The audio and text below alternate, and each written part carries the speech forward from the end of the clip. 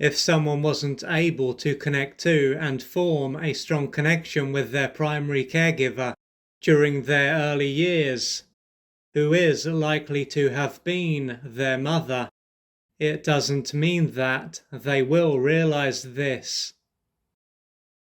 But even if this is the case, what took place will have had a big impact on them then, and continue to impact them now.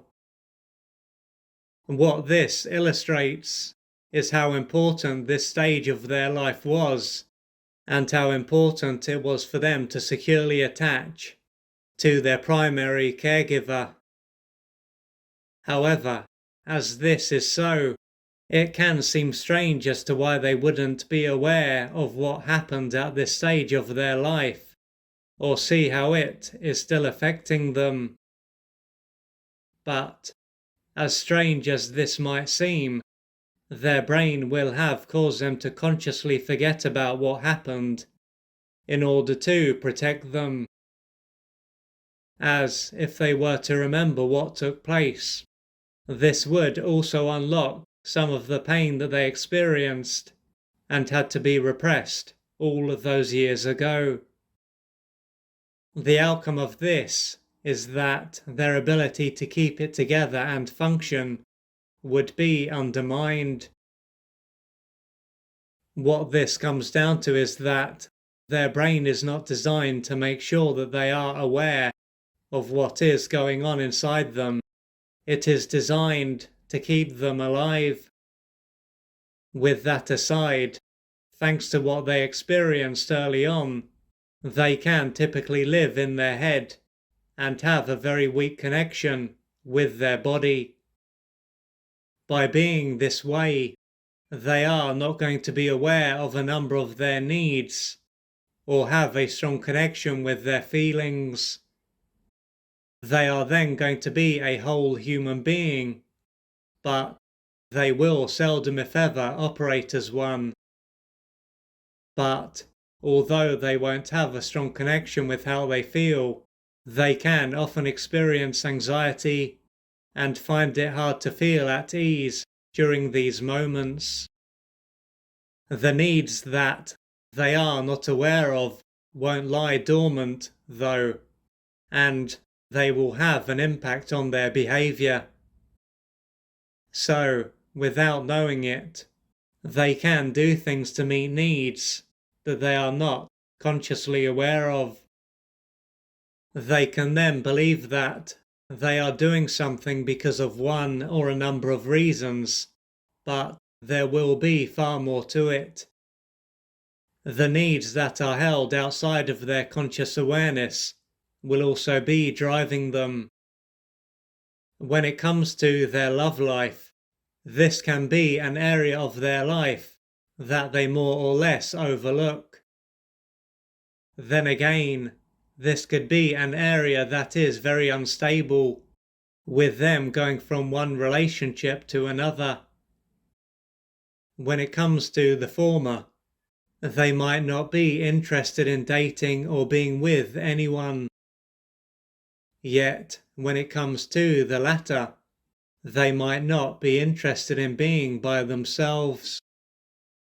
When it comes to the first symptom, not being able to connect to and securely attach to their primary caregiver would have greatly deprived and deeply wounded them.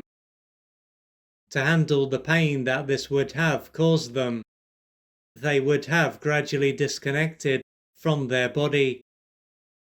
Quite simply, it would have been too painful for them to be in their body and feel their feelings and to be aware of their needs. Becoming a divided human being, then, was the only way for their system to ensure their survival.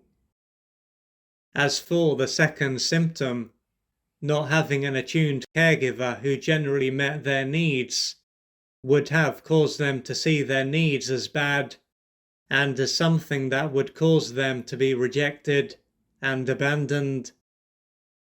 This is because they were egocentric, and thus would have personalized what took place.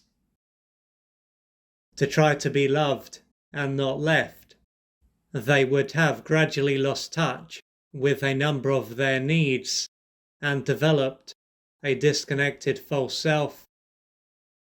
They would have lived in the hope that their needs would be met.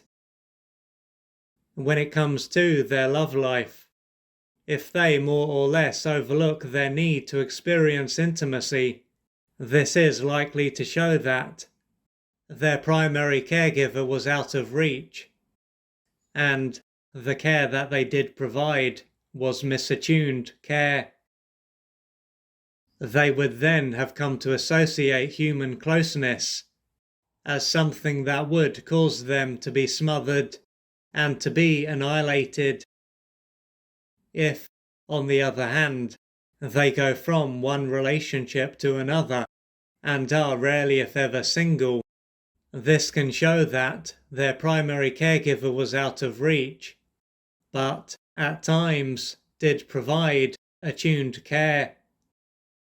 But, unlike the above scenario, where a sense of trust wasn't developed, they were only able to develop a certain level of trust and primarily expected to be left as opposed to smothered and annihilated.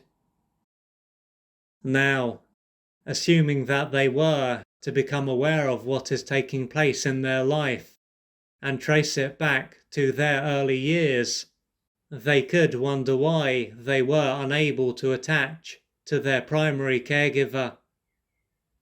One conclusion that they could come to, in part, as a result of the meaning that they made very early on, is that it's due to them having something inherently wrong with them and not being lovable.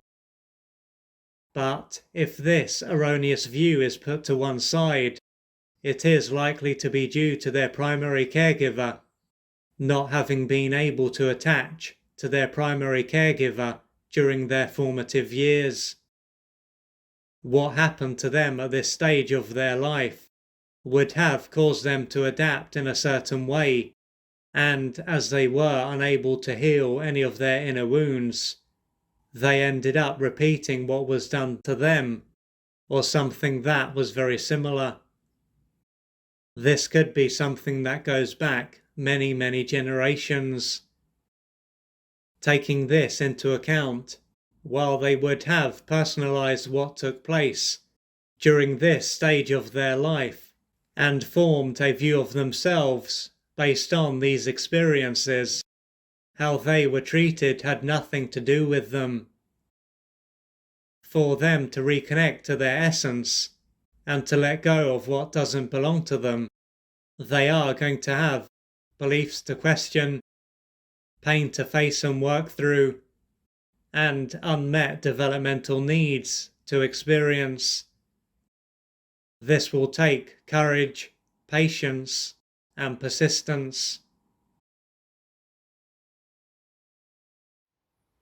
If you would like to find out more about the services that I offer, please go to www.oliverjrcooper.co.uk or email me at info@oliverjrcooper.co.uk, and I'm looking forward to assisting you on your journey.